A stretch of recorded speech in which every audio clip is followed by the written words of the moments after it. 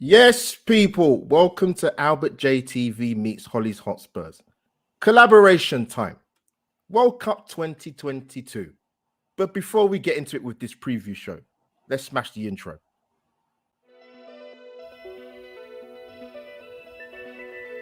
Footballing community.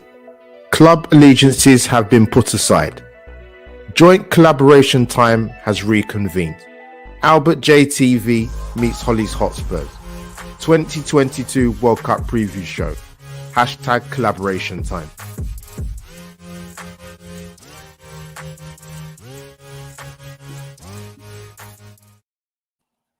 And there you have it, people. Funky intro into World Cup.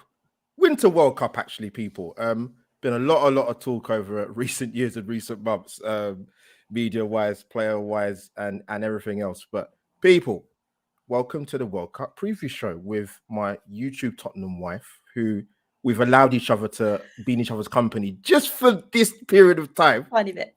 Yes, because club allegiances have been put aside for a short time. Temporarily, people, because otherwise, you know, she's wearing a particular shirt, I'll just hate her guts anyway, but it's fine anyway. But Holly, welcome to our World Cup collaboration. This has been in the pipeline for a while. And welcome to the joint collaboration.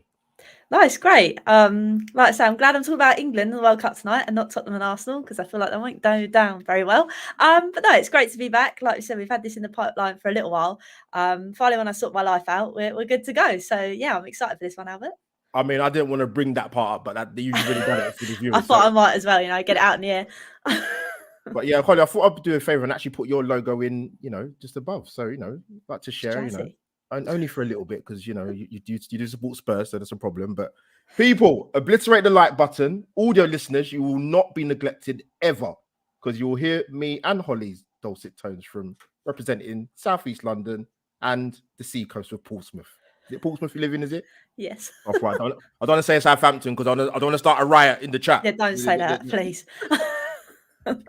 But yeah, Holly, just before I bring in our first guest, how are you feeling about this World Cup? I mean, there's been a lot said. We might touch on it a little bit, but I do want to kind of keep it with the football, but I can't ignore certain things that have brought us to this World Cup. But how are you feeling about it being a Winter World Cup? It is very strange. I'm not going to lie to you. I miss sitting in the sun, throwing beers over everyone and chanting in the Agon bar. So it's going to be strange that this year, I think Dad's converted Mum's room into a new bar so we can have it inside. So she's not too pleased that it's a Winter World Cup. But no, it's quite nice to also have a break from Spurs as well, because as you know, at the moment it's not been the best of times, so it's quite nice that it's come at this kind of time. Sorry, can you repeat that for the live audience on Facebook? No, once is enough. You should have been listening the first time. Okay, I mean, I'm not going to rub it in, obviously, because Arsenal are doing reasonably well this season. I just want to put it out there. I just want to be, not too cocky or arrogant. Just we're doing a little bit all right this season. I don't want to rub it in too much, Holly. Top of the league, and But sorry, it's World Cup show, people. Sorry, don't rein it back in. Yeah, rein it back in. Right, we're going to bring in our first guest representing Arsenal / England. My brother from another mother, G Talks, is in the house. G, welcome to the World Cup preview show with Albert JTV and Holly's Hotspurs. Thank you so much. I mean, yeah, thank you for the invite. Thank you for the introduction. Yeah, good to be here. Absolutely buzzing for obvious reasons. I had to wear the red of Arsenal. The red of England in tonight's show. But yeah, no, absolutely buzzing. I mean, right now, football's. I mean, even when your team's not doing well, you can't resist the temptation and the lure of watching football. Like for me, it's just one of those things. It's just that kind of love-hate relationship at the moment. It's a real love relationship, which is good. For now. For now. But yeah, I'm getting geared up for the World Cup. I mean, it is a bit weird. As Holly said, it's a Winter World Cup. It's probably the least hyped I've ever felt on the eve of a major international tournament. But the excitement is building, and yeah, I'm looking forward to the show. Yeah, you kind of stole my thunder. I'm gonna, before Holly sort of interrogates you with some World Cup questions. It's going to be heavily England led, but we want to talk about other nations as well, because you know what, football's an international game, believe it or not, people. But sort of coming to you, there's been a lot of controversy about this World Cup. I mean, I've seen certain people say they're not even going to bother watching it. And for the reasons I kind of understand. I even saw a piece in the Guardian from Lottie Woober-Moyes, the centre half for Arsenal ladies, so she won't watch it at all. And I get it. So where are your stances on it in terms of your enjoyment as a fan watching World Cups and the moral dilemma and issues that comes with this World Cup? You know what it is, yeah? It's a weird one, because the conversation about the location of the World Cup should have been had long before, long time ago, the eve of the actual tournament. I mean, the concerns that are now there surrounding the Qatar World Cup, it's not new. It's breaking news. The concerns were there, before. The concerns were there when they were even an option, even when they were being discussed as a potential location for the World Cup. And the concerns have been there ever since. The thing with me, which I find with football fans, with the football industry as a whole, is there's just so much contradiction. There's so much controversy, and it is a very hypocritical sport, in my opinion. I watch football, for example, and despite there has been an amazing amount of progress, there are still aspects, there are still moments, there are still incidents of racism. I watch the game still. Because I love the game of football. I love the football.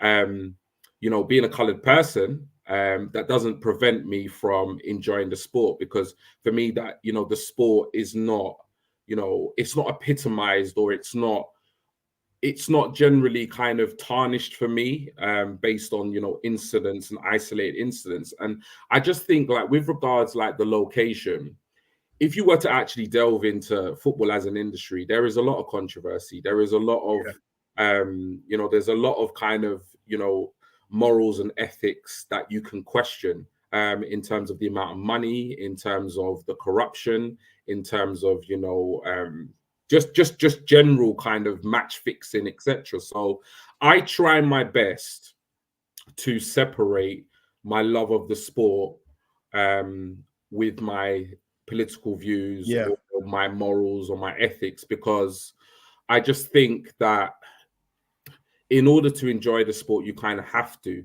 And the other thing is, at the end of the day, I'm a fan of the sport. I'm a fan of Arsenal. I'm a fan of England. And for me, it's not my responsibility to solve the issues that go on around the world. Yes, we can all do our part, but the fact remains that if just say, for example, we all boycotted this World Cup and we decided to not watch it, we decided to not create any content, the World Cup would still take place.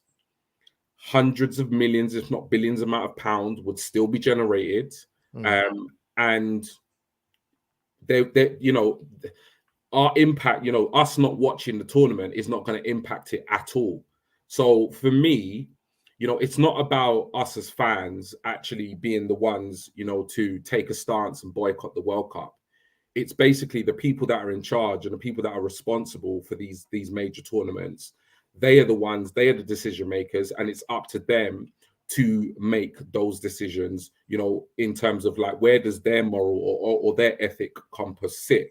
And the reality is, the reason why the World Cup, wherever the World Cup goes, and people might talk about taking turns, the World Cup is decided based on money, and it has always been. It's always been that way. So, I mean, some of the stuff I've heard is not nice. There are real major concerns with the way Qatar do things in terms of building their stadiums, the lives that have been lost in that process, and even some of the kind of views they have on sexuality, on equality between genders, etc., etc. But again, I mean, football for me has always had its issues. I think it still has its issues, and I'm not sure if I will be alive to see the day when football doesn't have some type of issue in terms of bigger picture in the wider society. So, I mean, from my perspective as a football fan, I'm going to watch the World Cup.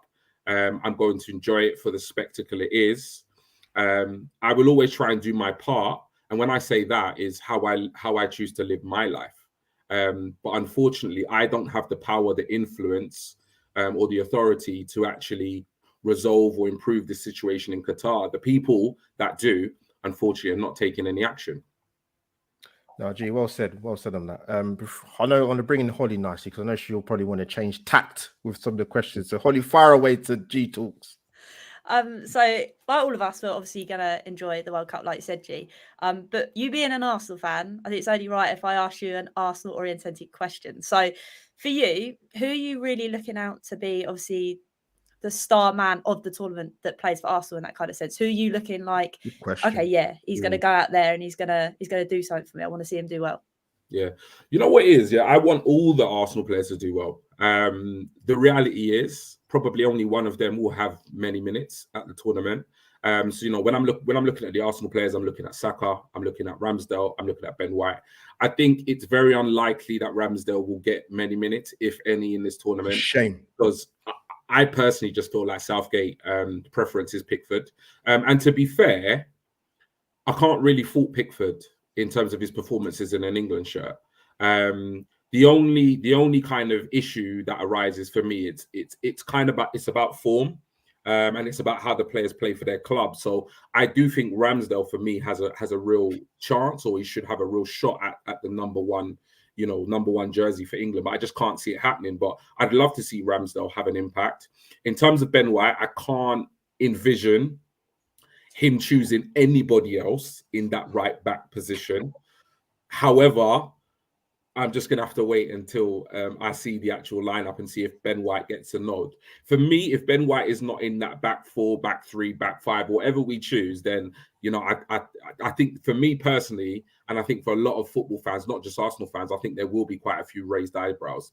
I think he is the most informed defender in the England camp for me. I might be biased, but that's just my opinion.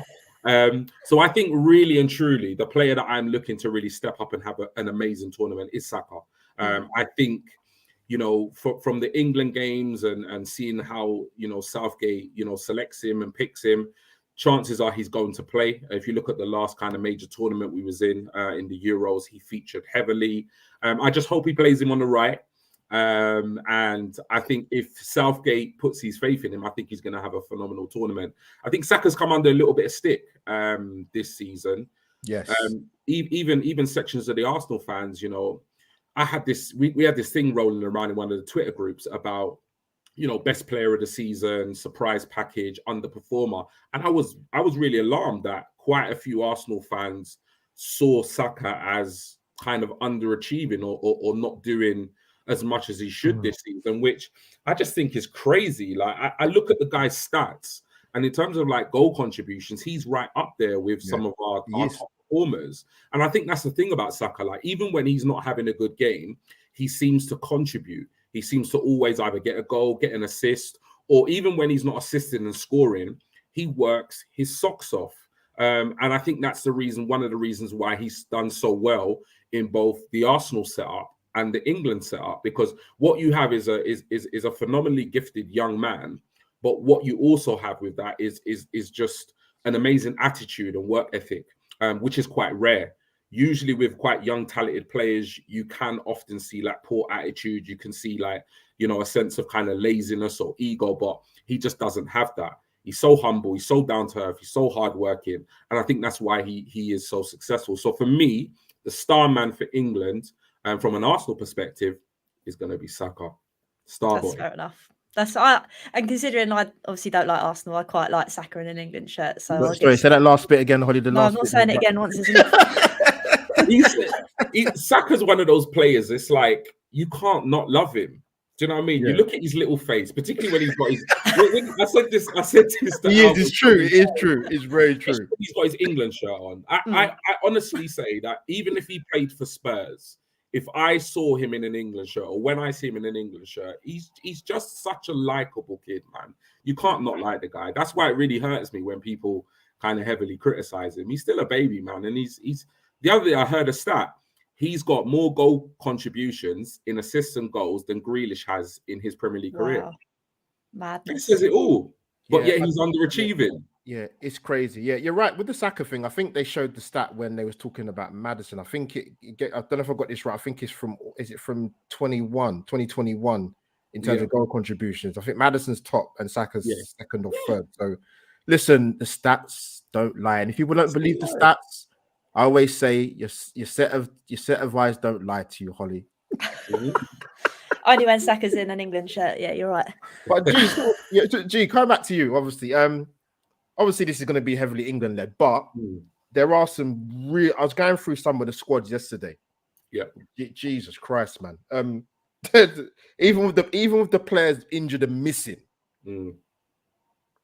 it's crazy. There's some phenomenal talent.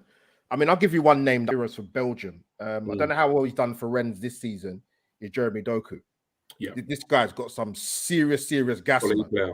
For layman terms, people, gas is serious speed, by the way. But yeah, there's a lot of players I'm gonna mention during the show. But yeah, Jeremy Doku for me, really, really good player. What about you, G? There's so many names. Yeah, you know what is so brilliant about the World Cup is that's what excites me about the World Cup.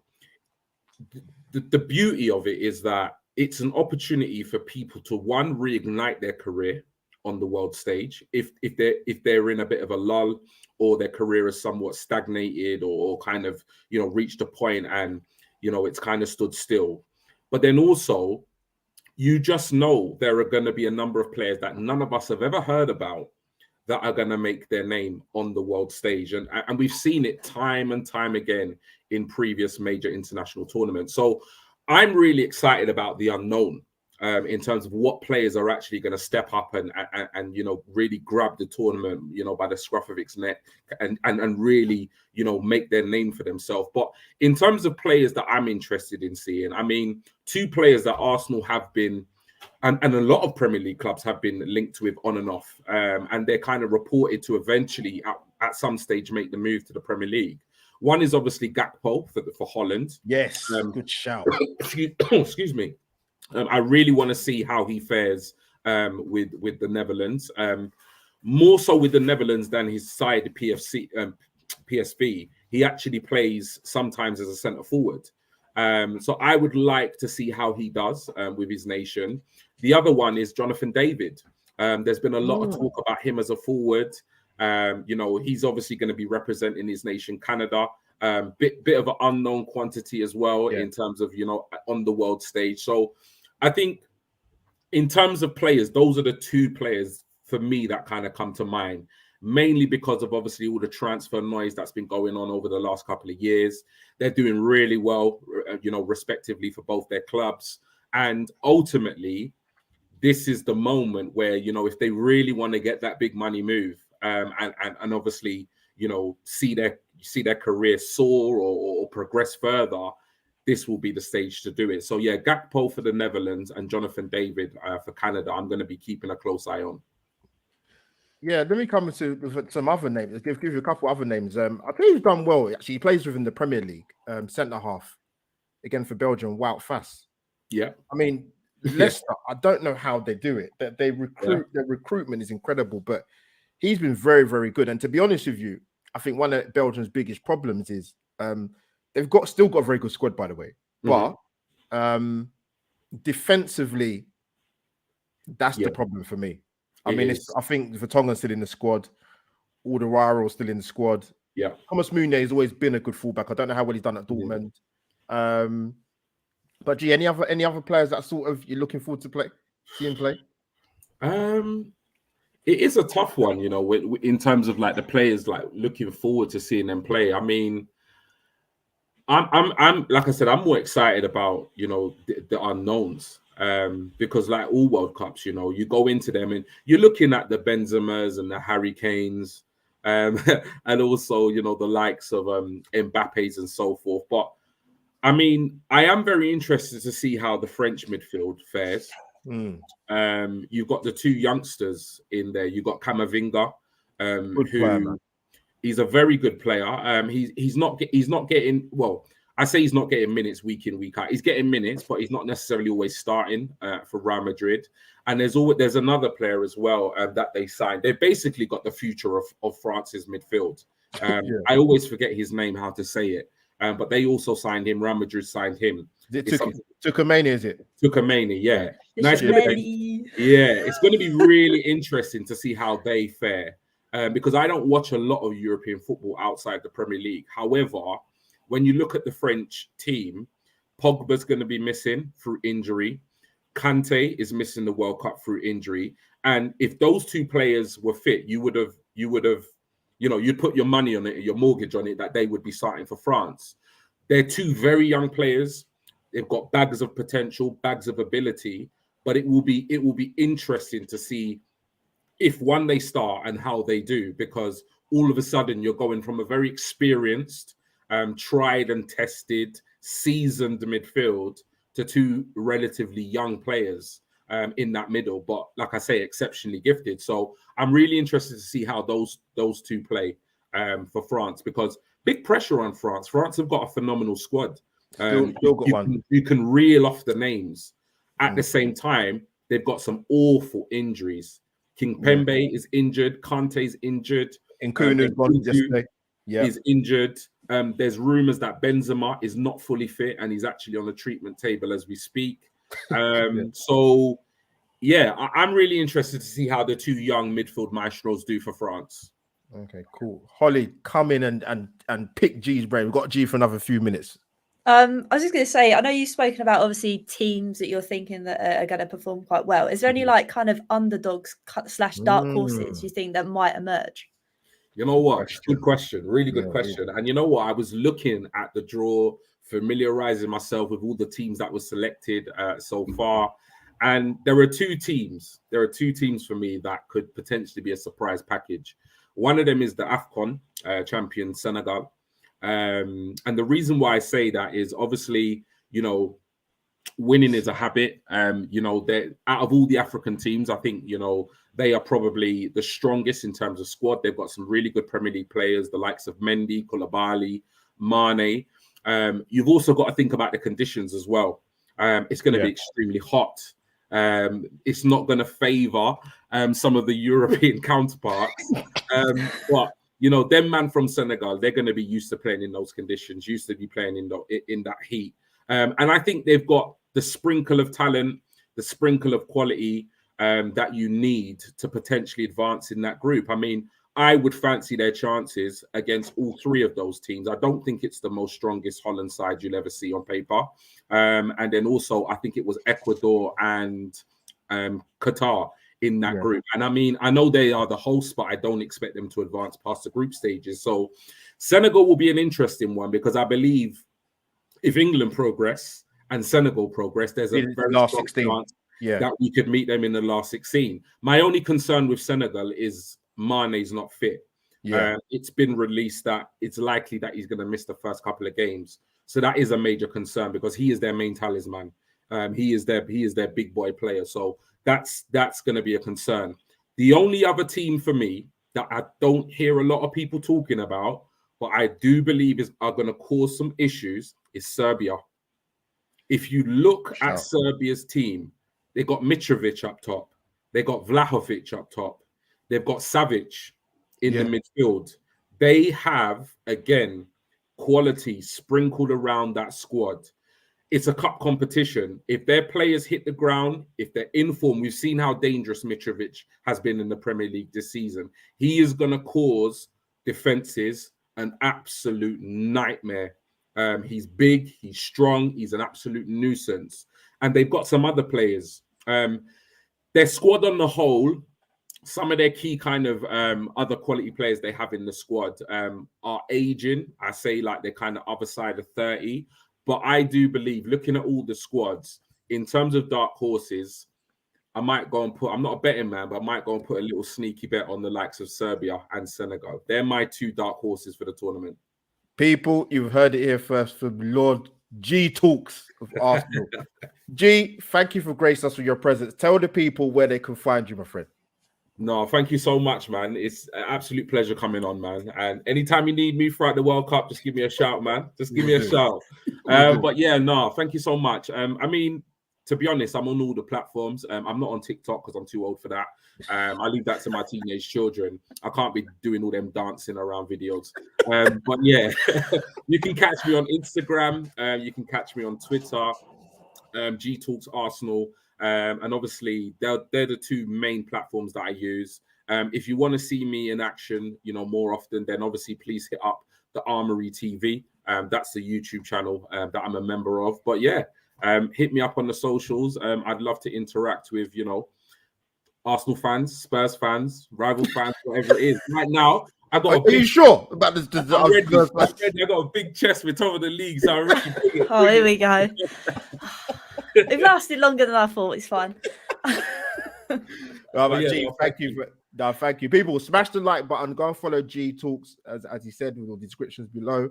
And hit a like button on my channel, and also smash the like button on Holly Agambar's channel, my Tottenham YouTube wife. Great content creation. So people, smash the likes on both because it's being broadcasted on both my channel and Holly's channel. But G, we'll speak very soon again. Take care, bro. God bless, man. Good luck with the rest of the show, bro. Cheers, man. Take care, Holly. See you later. Bye-bye. Later. Holly, and there we go. And now we're going to switch allegiances in terms of the blue and white of Tottenham. I'll let you bring in your two lads in. Sure thing. I think I'll feel a bit at ease now, rather than you two ganging up on me. No, first of all, obviously, he's been sat in the background for a little while, so I'll get him on first, and that is Wes. Announce Wes. Get him in. Fizz him in. Let's fizz him in. There he is. Here we go. Wes, good to see you. The last time I saw you, it was the preview for a certain derby, in North London. But we won't talk about that anyway. But Wes, good to get you on, man. World Cup fever for some people it isn't. But welcome to the joint broadcast of me and Holly's channel. Yeah, no, I'm just wondering, did that derby actually happen? Because I think there was a team that was missing for 90 minutes. I think someone reported it to local police, London Met Police or something. But yeah, no, thank you for having me on. And yeah, I'm ready for this one, 100%. Brilliant, Wes. And of course, I've not met this Tottenham fan before, so I don't know how this is going to go, to be honest. But we have in the background, we have George. I'm not going to say his surname, Holly. You'll introduce him in. George Achillia, there you go. Fizz him in. Fizz him in. George, welcome to this joint broadcast. Thank you for having me. The Avengers assembled. We're backing up. We're backing up Holly now, so it's fine. I need it, man, after the first 15 minutes. I can see her. She feels a bit more comfortable now. It's all right. Holly, it's all right. It's all right. So I'm gonna kick off with some I'm gonna go back to sort of the England side of it. So I don't know if you, George and Wes, if you saw it. I watched the after the Fulham Man United game, the preview show with Carragher, Karen Carney, Redknapp, and who's the other geezer's name? Gary Neville, of course. Sorry, how could I forget Gary Neville? Good Lord. But they had a nucleus of the England side for the first group game. They've had six. They all agreed on 6 players are really going to start the game. So that was Luke Shaw, Jude Bellingham, John Stones, Declan Rice, Foden, and Harry Kane. There's not a lot of time with this World Cup, obviously. I know Southgate has his doubters, but George, coming to you first, mate. What did you make of the England squad? Any surprises? And what are your general thoughts, mate? I wouldn't say any surprises. I think most of it was as expected. I was happy to see Maddison in. I thought that was a good sign that he actually chose him, because you know how many times he's left him out the squad when he should have had him in. I thought Tony potentially could have had a call up, but as we've seen from today, a lot of stuff has come out, which is probably a reason why he's not joined the joined the England team. But yeah, I think the rest of it was sort of as expected, but also nothing apart from the forwards. The rest of it doesn't really excite me too much. I can't lie. Before I come to Wes, going to come back to you, George. Defensively, there's always been talk about England for not just going to the World Cup, but a few tournaments. Defensively, we're not possibly that strong. One person, I personally was surprised that wasn't there. But to be honest with you, he's not been given much of a chance, and that's for Kara Tomori. I don't know what the guy had to do to even get a blade of grass on his boots at Wembley for England, because I don't know what he's got to do, because I don't think there's many centre-halves personally that have been that better than him since he's gone to Milan. What's your thoughts on that quickly before I come to Wes? No, I agree as well, actually, because obviously won the league last year. I think maybe Southgate was basing his performances against Chelsea because they weren't particularly great for those games in the Champions League this year. But again, I feel like that's a little bit unfair because then you're giving chances to the likes of Maguire, who's obviously been around for a while for Southgate, but he's barely played a minute of football. So it's like you can't do that. And then and to be fair, even Dyer, like as much as I thought he was great last year, he's had a massive dip the last month or so. So it's like even then, I think Tomori probably deserved to be ahead of him, but I think it's just a little bit of Southgate sort of going back on his word way back when he said it's all going to be about form and who's the best at the time. And he's sort of thrown that all out the window and just gone with familiarity. Yeah. Now, also, Wes, so same question to you, but also as well. I mean, I was at work when I saw the squad come through, right? And I said to myself, you know what? I'm going to get home. I want to listen to what this guy's got to say, Gareth Southgate, as to why he's made the decisions he's made. I just sat there shaking my head, to be honest with you, because it didn't make any sense to me. Some of his decisions, talking about Abrahams, talking about Harry Maguire. I only think Maddison and Ben White were in the squad because it was a squad of 26. I don't think they would have had any chance of being in that England squad. Even with the season that the Benjamin White has had at Arsenal and the likes of James Maddison. So yeah, what was your thoughts about the squad and obviously Southgate's reasoning for some of the decisions? Yeah, I think the squad itself, I think there's pretty much a core of players that pretty much you were looking at it go and pick themselves. The interesting one, I think, for me was Conor Gallagher. I think because he hasn't really done too much at Chelsea. If we're going off Palace, then I would say 100%. But yeah, in the Chelsea shirt, hasn't really kicked on really from that Palace loan, and it feels like within midfield we've got a lot of similar players, like all players that can do like the same thing really. My surprise one that for me that I'm looking at it going, well, why is he not being included, was Ward-Prowse. I think he offers something a little bit different. I think he's probably one that would look to set the tempo perhaps a little bit more than the midfielders that we've got. So yeah, that was the one really for me. I think Tomori definitely should be in with a shout, should be on that plane because he's had an outstanding sort of 18 months, if you like. For him not to be there is really confusing. And yeah, Southgate's comments were a bit strange. Yeah, it was a bit strange because he was saying about, how he's not really going with youth. He's going with more experience because the younger players haven't really shown enough. Fikayo Tomori's 23? He's won Serie A. Yeah. Do you know what I mean? Like, what more can this guy do? And he's saying about Abraham and bad form. He was the top goal scorer last season in Serie A. So it's like, again, it feels like with those kind of players, he's taken the first half of the season into account, but he hasn't looked in terms of long term a little bit or a little bit more long term. But then he's got players like Maguire, as was mentioned, been sat on the bench. He's been sat on his backside first half of the season. And how's he getting a look in? Do you know what I mean? So yeah, comments were a little bit strange, and Gallagher hasn't really nailed down a place in that Chelsea midfield either. Yet he's going. But I think other than that, maybe if Calvert-Lewin was fit, I reckon he would have probably gone. Again, slightly different option, perhaps to Callum Wilson. But I think Wilson's just hit the form at the right time, and I think Newcastle are absolutely flying.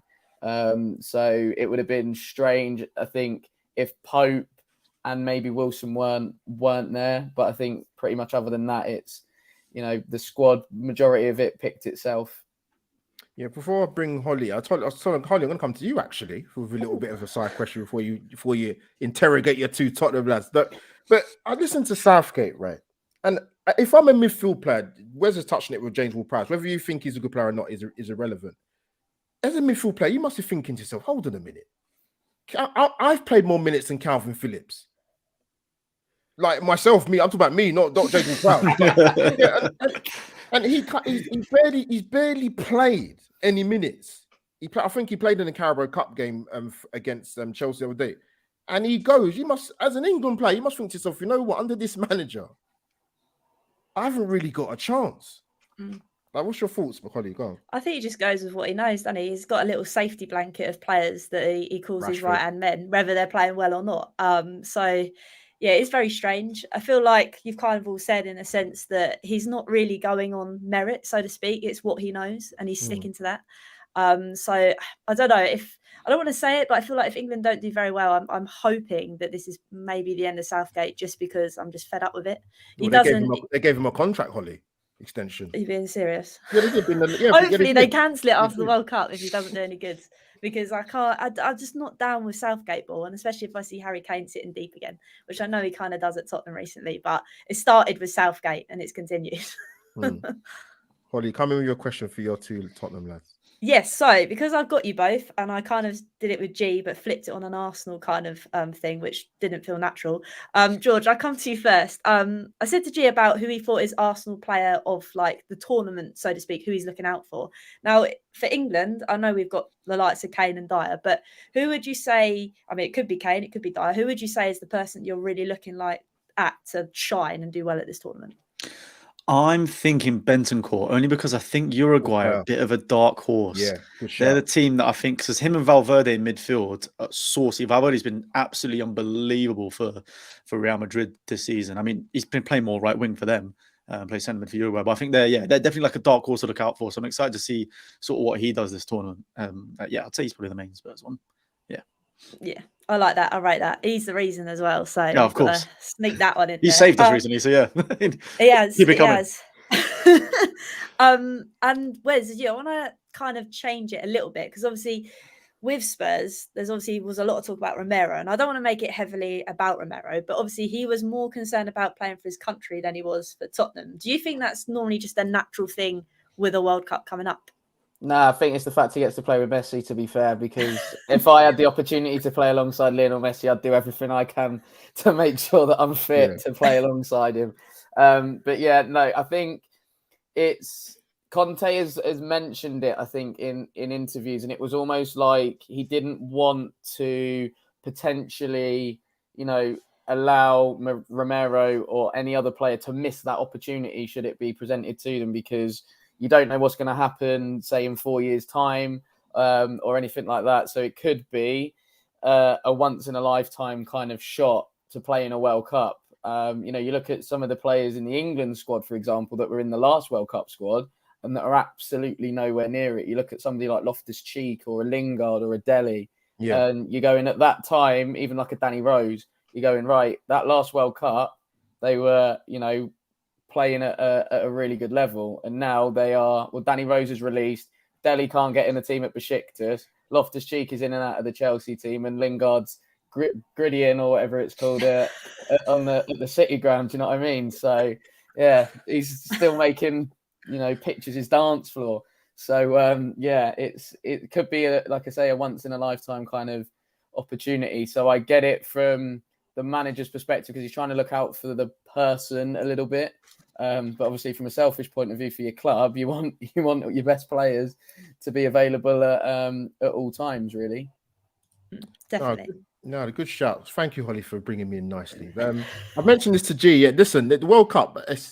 I think one of the things I like, obviously, I'll be following England, supporting England, but I like to see other, not just emerging talent, but players that we already know, but they're playing for their national side. So I don't know anyone that doesn't have a soft spot for Brazil, unless you live in another planet, because you just do. They're just defensively, you know what? I even said this as an Arsenal fan when Gabriel never got selected, but I looked at the defense, I thought, you know what? I can see why he didn't get in, because the defense is actually not too bad. Like, you got like some Marquinhos in there, but other than outside of English players or even Tottenham players, what is any particular nation or particular players you're looking forward to seeing play coming to George first? I think the big ones are obviously Brazil and Argentina. Like you said, I'm all for Brazil. Like, I think their team was quality. Obviously, I want to see Richarlison do well, whatever. But again, Argentina, Messi's last little outing with them. Can they do it? Apparently, did someone work out that his 1,000th game could be the final if they make it as well? So It's almost like the stars are aligning for something big to happen. So definitely in terms of like the big ones, those are definitely the two I'm sort of looking out for. If obviously for whatever reason England don't go all the way, then I'll be rooting for those two guys. In terms of like other teams, I don't know. I'd like to see a team like Senegal or an African team do well, because I think, was it the last World Cup where I think it might have been Senegal that maybe just missed out on getting to knockouts, or maybe I can't remember which. It felt like it was very close for them getting through. So yeah, I think it'd be good to see someone like them do well. No, good shout. You know, before I come to Wes, I don't know, with the African teams, I think Pele said this a long time ago. He could actually see an African nation winning the World Cup. And at the time when he said that, I thought, I'm not too sure. I think if I go back over time, because as I like to say to Holly, I'm 21 plus VAT. So I've seen a lot of football. You Ghana sort came of close. yeah. You sort of have spurts where a nation will have a fantastic tournament and they won't have a good one again. I mean, Cameroon did a madness back in 1990, but if you actually look at their World Cups over our last 10, they're not done that great. I'm not even sure they've even got out of the group. Ivory Coast have had some amazing talent over the years, and they've never made the knockout stages, which is crazy to me. So Wes, coming to you, I mean, there's one player I'm looking forward to seeing play, and I wasn't really aware of him for Holland, is Xavi Simons.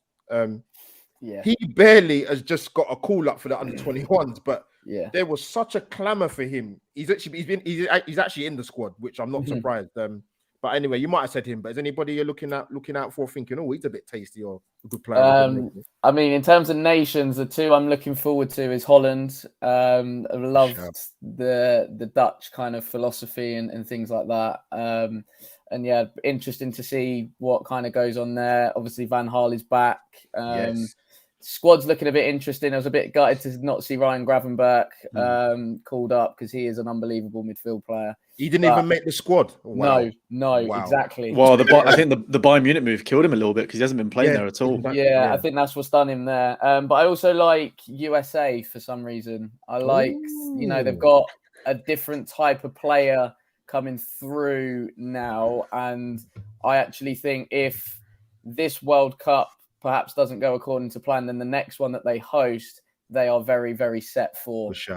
Because they've got a lot of good young players coming through. At the minute, I think they really lack a number 9. That's their only downside. But yeah, if this World Cup doesn't really go to plan for them, then the next one definitely will, because I think they'll all be in their prime ages. So it'll be interesting to see, I think, from a US perspective, like what direction are they going to go in? Are these sort of young players going to thrive on that world stage? Or is it going to be a case of, a little bit of unrealized kind of potential? But I mean, a player that I'm looking forward to seeing is Frankie de Jong. I mean, I absolutely love this midfield player. I've wanted him to sign for Spurs, but he chose Barca instead. He's got a tough choice living in Barcelona, Very tough choice. living in Tottenham. It's a tough one. But yeah, I'm looking forward to seeing Frankie show the world that he is, the player that most football fans think that he is, for sure. One player I'm actually excited again to see is the absolute World Cup legend that is Ochoa, Mexican goalkeeper. Yeah. Always just turns up in World Cups and nowhere else. What a player. Good shout. Listen, I was before I come to Holly, because I'm going to get you guys in one more question. I was looking at some of the groups, man. I said, you know what? There's some tough groups that World Cup, man. There's going to be some good sides missing out in the knockout stages. It'd be interesting. Well, you raised a good point. It'd be interesting to see how USA get on, really, because, like you said, they've, in 4 years' time, then you might see the fruits of a very good side. We've got a couple of players, Tyler Adams and Aronson in the Premier League. So, and obviously, the American #1 goalkeeper who plays for Arsenal, Matt Turner. So, I just want to get that in. Rubbish. Kane's going to score 7 against them. Stretch, by the way. Absolute stretch, by the way. Yeah. You know what? I think they could sneak the qualification spot, actually, in England's group. Depends how buzzing Wales are. Depends on Gareth Bale. Exactly. It does. But Holly, come in with a finale for the two Tottenham lads. I mean, now that we've kind of touched on obviously the teams that are in our group, and I know George and Wes, you just mentioned about obviously Wales. George, do you think they will turn up against us? Because obviously for them it's going to be like a massive, massive game. I think they could. Again, like Wes said, it depends on Bale, because at the moment it seems to be that he's carrying them a lot at times, even his age or the injury-prone way he is now. But I think they could. They thrived in the Euros a few years back, and I think we might be able to see it again, which is why I think I'll take them going ahead of USA right now. Especially, I'm pretty sure it's the first tournament first World Cup for Wales anyway. So yeah, I think they'll use that as long as Bale is fit. Then yeah, man, I can see it being a little bit of a problem, but we'll have to find out next week. We will, and that's the thing as well, Wes, because obviously first game is Iran, and I'm hoping it's kind of going to be like one that's going to settle us a little bit. Obviously, with the likes of Tyra maybe starting at the back. So, Wes, what are you kind of feeling about maybe the Iran game and USA? That we've touched on it a little bit. Yeah, I'm a little bit gutted because I don't think I'll be able to watch the Iran game because I'll be at work. Trying to convince, old school big TV getting wheeled into the hall, them days from back at school. But yeah, I think Iran, look, this is what I mean in terms of our midfield options. Like they're all kind of workhorses, really. They've all got a lot of legs, which I get to a certain degree, but then it's like with that heat, can we really sustain it? And that's going to be a big question, I think, for England. Look, I fully expect the quality to come through eventually, but probably England are probably going to do what Spurs do and make it really, really hard for themselves and scrape a 1-0 win. Harry Kane penalty probably.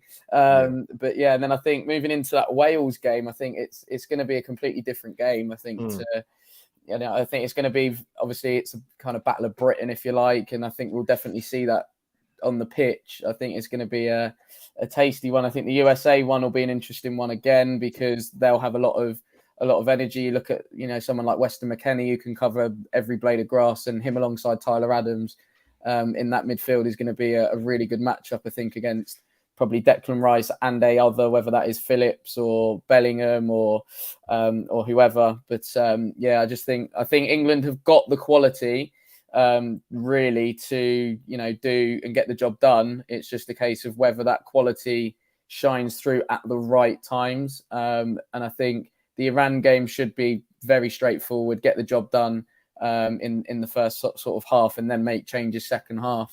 But I think the other two will be a bit more of a test for us for sure. Great stuff, Wes and George. We're going to let you bow out nicely, but thank you for joining me and Holly for this joint World Cup preview. It had to happen. We had it in the pipeline for a while. So, George, thank you. Nice to meet you for the first time, mate. I'm sure nice to meet you too, man. This won't be the last time either, George. I could assure you of that. But don't worry, I can't wait for Spurs, Arsenal, January. Yeah, it's coming. It's coming. George, tell the people where they can find you, my friend. Yeah, it's literally just George Achilea across sort of all platforms, mainly YouTube, doing sort of vlogs for Spurs, sort of branching out a little bit now, but mainly been Spurs at the moment. And then, TikTok, Instagram, George Achilea across all platforms there. People, you heard it here first. Go and follow.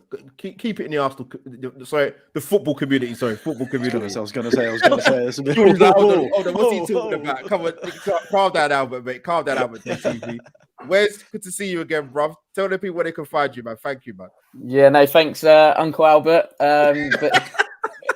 But yeah, at Wezo32 on Instagram, you'll usually find me taking pictures of the Spurs ground or any other ground pretty much. They go all the time. I haven't really got anything else to do with my life, so I just go and watch Spurs, to be honest. And then on Twitter, at Wezo10, don't really tweet too much. It's probably going to be about how good Rodrigo Bentancur is and how he's the reason we're playing on Wednesdays. Sorry, Albert. I know it's still a sore one. And yeah, all right. Top of the league, looking down. It's all right, Wes. You're there to be shot at, big man. You know what I mean? So and then I run my own football coaching business in the Milton Keynes area in the Dele Alli country. So yeah, trying to prepare and inspire the next sort of generation of footballer for Milton Keynes. So it's at CoForMK on Facebook and Instagram. And TikTok as well for that. Guys, fantastic. Audio listeners, go and support the Tottenham community as well as the Arsenal community. Great dulcet tones for the Tottenham lads. I have to say so myself. But guys, thank you for joining us, and we'll speak very, very soon. Cheers. Take care. See you later. Take care, See ya. And then there was two when Wes does depart. It happens. Holly, we've got one more guest to come on. Before we bring on James, the England squad. 13 of the squad, first World Cup. 3 of the squad, first tournament.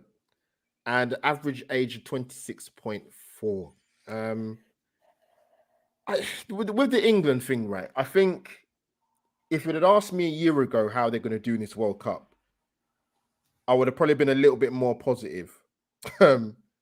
Before coming into this one, not a great Nations League.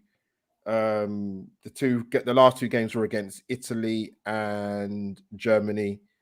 I mean, they were a bit better in the Germany game when they brought on Saka. Not just Saka, obviously. Mason Mount came on as well. For people started, I'll get a bit right. But I'm concerned going this World Cup. I've got to be honest, and I wouldn't normally say that with some of the talent that England have got. So before I bring in James, how do you feel? What's your thoughts and feelings about England going into this tournament? What do you think they'll do? It's a good question. I mean, I think the Euros was great. I thought that was going to be the year that would set us up for the World Cup with the confidence. But it just kind of shows that I don't know. Maybe it's because I'm a Spurs fan and I feel like we don't have that winning mentality. But when you look at the squads, you look at the players you have in there, and you're thinking, how have we not won anything yet? Like in terms of the players we have. And I don't know whether you put that down to Southgate ball. I don't really know. But I think if anything's going to happen, it's got to be this World Cup where something clicks into gear. But yeah, the way that it all kind of went down in the Euros, obviously against Italy, it's just a bit deflating. So hopefully we can just come back and overcome it in this World Cup.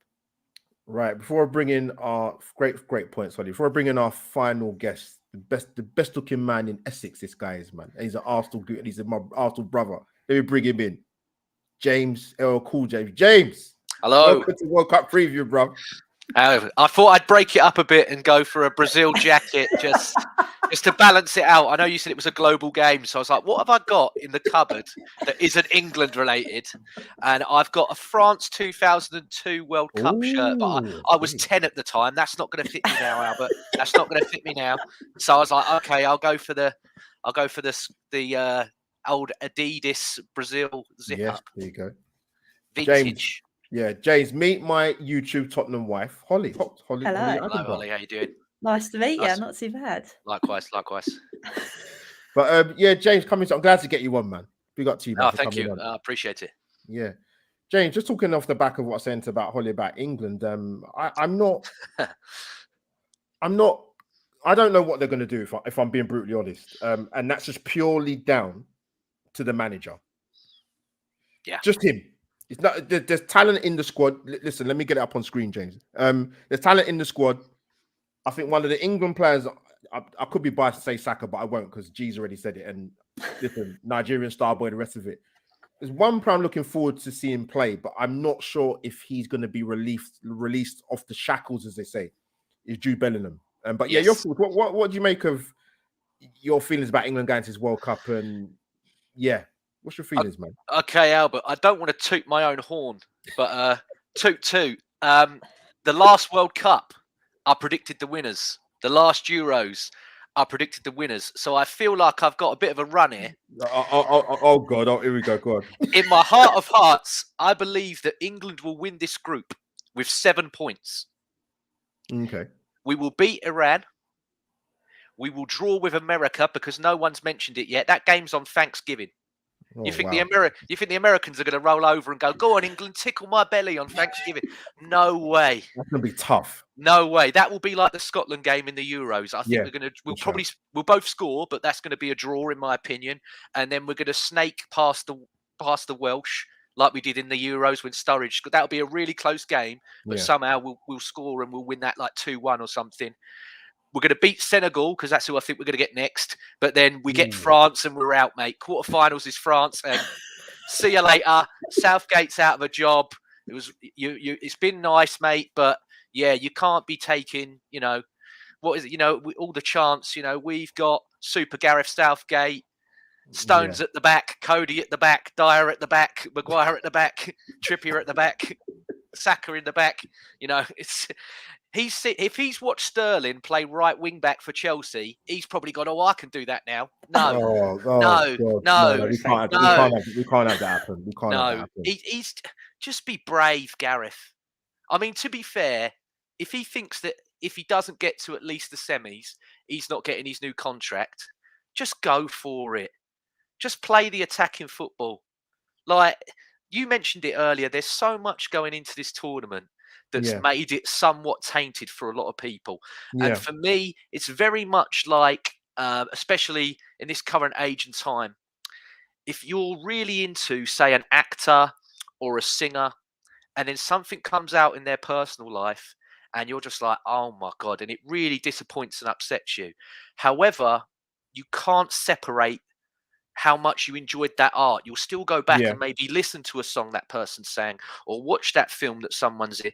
Being a fan of football, I know it's terrible and everything, but it's really hard to separate watching these players and the Yeah. sport from what's going on around you. And I think G summed it up perfectly. We're not in the position to make these. Exactly. You know, Yeah. if I go, I'm boycotting it and not watching it. I don't think, is it Alfantano, whatever his name is, who runs FIFA now? I don't think he's going, whoa, James in Essex. James in Essex isn't watching. Call it off. Yeah, it's true. It's true. It's so true. It's so true. You know, what I will say, this is the least promoted World Cup I've ever seen in my life. 100%. I don't know for you guys. Obviously, Albert, you're older than me and everything else. I'm not saying this is an insult, but no, I know. I love you, James. I love you. Go on. There's been no Mars bar advert. I haven't even seen people putting the flags in their window yet. No. Yeah, and that's maybe because they don't want the windows open because it's so bloody cold. But do you know what I mean? It's James, you make a good point about. I've seen one advert Yeah. from BBC on YouTube, and yesterday when ITV News was on, they put on their one that had some good highlights from the World Cups of years ago and everything else. But other than that, I have not seen any adverts for this World Cup at all. Yeah, no, it's true. It's true. You make a good point. Holly, come in with your question for my beautiful man from Essex, Arsenal fan, James. I was going to say, obviously, keeping kind of on the same kind of topic line. I know you talk about obviously not putting the flags out because it is winter. Do you think that's maybe something that has hindered it in that kind of sense? That it's just like, it's the winter now. We're not really that, I won't say not bothered, but it's like, it's not the summer. Yeah, it really has. It really has. I mean, a lot of, my brother years and years ago used to run a pub, and he's completely out of that industry now. But like you said, chucking the pints in the air earlier, and it's horrible for the people that have to clean the ceilings, like my brother used to. But having that pub garden open, and when the teams play, it thrives on all that. And that now has all gone away. I think. Okay, there's some that have got the heaters and everything, but it's not the same. And I mean, luckily, there's nothing else. I mean, unless you've got all the apps now, if you want to watch something, you just watch it. But in terms of the normal terrestrial telly, there's bugger all else on. So you best believe I'm going to be watching the football because there's nothing else to watch. I think people don't like having their football, the club football disturbed, and this has completely ruined club football for everybody else. In the summer, you can get used to it. Okay, I've got this coming up. And then afterwards is the Premier League, and I can't wait. When you have those international friendlies at really pointless times, like they do them straight after transfer deadline day, and you're like, hang on a sec, I can't remember who it was Arsenal signed just after a few seasons back, weren't it? He went straight on international duty and got injured straight. I'm like, well, I've just got excited about this shiny new footballer, and he's just he's played a rubbish game against God knows who in the middle of nowhere, and now he's ruined for like 4 or 5 months. I can't stand it.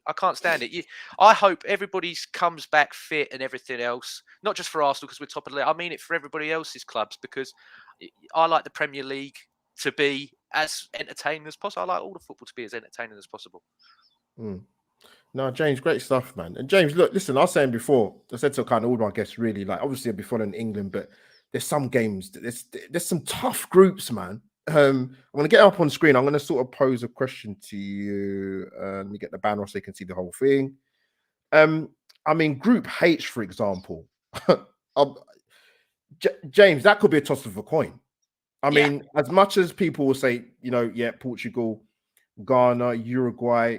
I know Benton plays for Tottenham, but I like him. He's a very, very good footballer.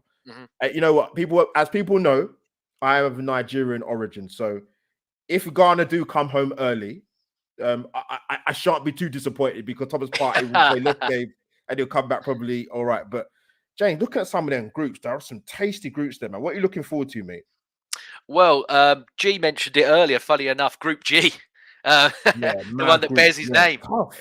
That's an insane group. And if you look at E, I was with Sophie, God bless her, the other night, Super Sophie, and she said, James, do not write off Japan in this Group E. Yeah, it's a good Because shout. she said that Spain side ain't the Spain side and I'm like, I don't know, when the big tournament rolls in, I can never write Spain off, no matter how different they all are. You know, they're relying on Alvaro Morata to still score them goals. I Oh don't think my they do God. not have a proper number 9 anymore. They don't. They don't. But I'm like, when you've got Ansu Fati and everybody, I think Yeah. you could chuck me up front and I might score some goals. You know what I mean? I think they just make it impossible to miss. So hopefully you'll do something, mate. But yeah, I think Group G and H, they're definitely excited. I mean, even England's group's not a foregone conclusion. In my head, I've said it'll be England and the United States just. But I think Wales we could go home even earlier than I predicted. Because well, Albert, the most horrible thing is there are 3 teams there that will absolutely love to beat England. Yeah, you know, there's not just a football thing there. There's some personal bits in there as well. So it's tasty, man. It's very, very tasty group. Yeah, Holly. So I'm going to come to you with a question actually before you pick James's brain again. Yeah, we sort of. I know obviously before England we're doing content with England, but there must be some games you're looking at thinking, I'm definitely going to set the calendar for that. But yeah, there's some tough groups, man. And James make a good point about Japan. I don't think they're a foregone conclusion, man. So Holly, coming to you. Any games you're looking forward to seeing play? Watching? Should I say sorry? I mean, for me, firstly, as you know, I only get invested in a game that I support. So, in terms of that kind of thing on England's kind of front, I think it's going to have to be Wales, just because I want to see if Gareth Bale does turn up with obviously the Tottenham heritage that he's had before. I don't know. I think, again, the likes of Brazil, I want to see Richarlison do well. I know that's a bit of a touchy subject for you guys, but you are a main man not going. Well, Holly, Holly, I thought you were going to say you want to see how well Granit Xhaka does. No, I did not say that. Don't twist my words up. And kind of like what the guys were saying, my Tottenham guys as well, with obviously Bentancur. I want to see how he performs in this World Cup, because obviously for Tottenham he's pretty much been dragging us along basically. So it'd be great to see how he performs on the world stage and see if he can step up. I'm sure he will. But yeah, in terms of kind of games, for me, I only really get invested, which is really weird. I only really get invested if I'm following the club. So for England, it'll have to be either Wales or America, I think. Oh, okay. All right. Do you got a question for James, Holly? Bring another super question for James. I'll fizz in a question, shall I? I kind of asked G the kind of same thing in terms of which player he'd like to see do well that's from the Arsenal kind of side of things. And I know probably the main guy is Saka, but is there anybody else that you're kind of thinking, I want to see how well he performs? Can he do it on the world stage sort of thing? Saliba is going all the way to the final in my head. Great shout. It's an Argentina-France final, people. And that boy's going. He's going to play in he's going to lose in the final. That spoiled that one. If you want to ask me who's going to win it, but yeah, he's going all the way. He's going all the way with that, especially with those players around him and everything else. James and Holly, for James, I'm going to bring you back in. I looked at the potential quarterfinals, right? If it goes to form as we think, Holland versus Argentina, Spain versus Brazil, England v France, and Germany v Portugal. I mean, if you don't want to watch any of them games, then I don't think anyone should watch football anymore, to be honest. But that's potentially, those are mouth-watering quarterfinal. James, come in, mate. Potentially. Yeah. Oh no. Yeah. They're absolutely amazing. I mean, I've got a shocking team. I think Switzerland are actually going to do amazing here, mate. The manager, Murat Yakin, he's got a good team of people, mate, with a good team spirit. There's no real individual in there. They've got no, sort of what you'd say over the top sort of player. It's all about me. They're very much a collective. And Shah for Newcastle, I think he's been one of the best centre-backs in the league this season. Yeah, he's been around a while. I think he's so good. He only ever scores pile drivers as well, a bit like Xhaka. He never scores a rubbish. He never scores a rubbish goal. They've got Rodriguez still, who's part of the long hair brotherhood, so I have to represent him. Sommer in goal as well. He's been all right in the Bundesliga this season. So yeah, I wouldn't write off Switzerland I think they're going to do well. The way I done it, I think they get Portugal in the quarters, and I'd fancy them in that one. Ooh, But then they get France next, I think, and they'd lose that. Or I think it was Belgium. I think they got next. I can't remember which way I done it. Yeah. But no, I think Switzerland are going to do quite well. They'd be my dark horse team. Yeah. I know Serbia is in the same group, but I'd go for Switzerland. Yeah, starts of Switzerland, Uruguay, Japan. Listen, there could be some serious upsets, man. People could be coming over early, but yeah, James, I'm gonna ask you one more question because we're gonna wrap up the show because I think me and Holly are just we're dying for some food, man, after this long day. James, firstly, sort of, where do you think England? How far do you think England will go this tournament? And also, any players you're looking out for? You're thinking, I'm looking forward to seeing him play outside of England. Okay, so like I said earlier, I think England get to the quarters and France, they're not just going to beat us, mate. I think we're going to get a slapping. Like it's going to be nasty. It's going to be nasty. And then outside of England, players to look forward to, you got to go with the three from PSG. Yeah, Mbappe, Neymar, Messi. You just got to. It's silly not to. All three of them for me are at least getting to the semi-final, and if they do that, they're all being involved, aren't they? Yeah. So 100%. On their day, especially Neymar, I know he gets a bit of stick here, but if Neymar wants to turn up and Neymar wants to put on a show, there's arguably not many better than him to watch. Yeah, well, when he stays on his feet, James. Oh my! People, get ready, get ready for the simulation because you got the World Cup. Just no offense, particularly South American boys. Listen, these guys know the dark arts, man. But James, there's Ramos for Portugal, the young lad. Plays. Okay. I know he probably won't start a lot because they got Ronaldo, but he plays up front. He's the guy that Benfica been using to replace Darwin Núñez. He's done quite well for them this season. He's another one. And sticking with Benfica, Enzo Fernandez from Argentina. He's been linked with every club in the Prem, like Newcastle, us, your lot, Holly, Liverpool. Yeah. The guy. I watched clips of when they played Juventus. They beat them 4-3. This guy. And I can't remember who the midfielder for Portugal is that plays for Benfica as well. They rung strings around Juventus all game. I know it's not much now with the way Juventus are at the moment. But they just took the mix. Some of the passing, this guy, that he does long, he does short, everything. Just the range. Absolutely brilliant player to watch. I'd love to see what he can do for Argentina if they let him play. I know they've got quite a squad, so. But hopefully he gets a few games because he's one to watch for the future, definitely. Yeah, James, great shouts. But James, I want to thank me and Holly both want to thank you for coming on, for being a brilliant guest. Tell the people where they can find you, my friend. Just it's in the little box there. Hello, Cool James 91 on Twitter, and then just all the links are in the bio. So thank you very much. If you want to hear me, if you've liked what I've said on here, great. Come and join in. If you don't, that's your prerogative. It's up to you. James, not going to hold it against you. They'll come on fun. Don't worry, James. I'll put the good word. But James, people go and follow Cool James and listen to his views and thoughts about football. James, thank you for coming on, mate. I'll speak to you very soon. Cheers. Thank you, my friend. Take care, guys. All the best. See you later. Take care. And there, left with two. Holly, what a preview show it has been. People, as I say, obliterate the like button on my channel and Holly's channel. Get them algorithms up, people.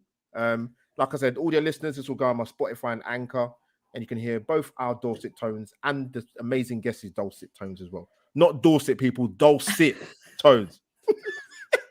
But Holly, the previous show the next show will be I'll be doing a match review for England and Iran because Holly has work commitments, unfortunately, so I won't see her lovely face, unfortunately. But we will come to you with reviews for USA and the British derby in terms of Wales versus England. But Holly, thank you for this amazing preview show. Thank you once again. That was good, Abbott. I've enjoyed it. It's quite nice to talk about something that we both agree on, which is England. So that was quite nice. But no, thank you. I've really enjoyed it. Chris, I'm glad you enjoyed the show as well. I don't know who Chris is. Holly, you might know who it is. I'm not sure. He's like a distant cousin. Well, people, as I said, thank you for people in the chat. Big up to you for your great interaction with all the guests and me and Holly. This is World Cup preview show over and out when I can find the intro, Holly. Where has it gone now? People, Ready. we'll get there. But we are over and out for World Cup preview. See you soon, people.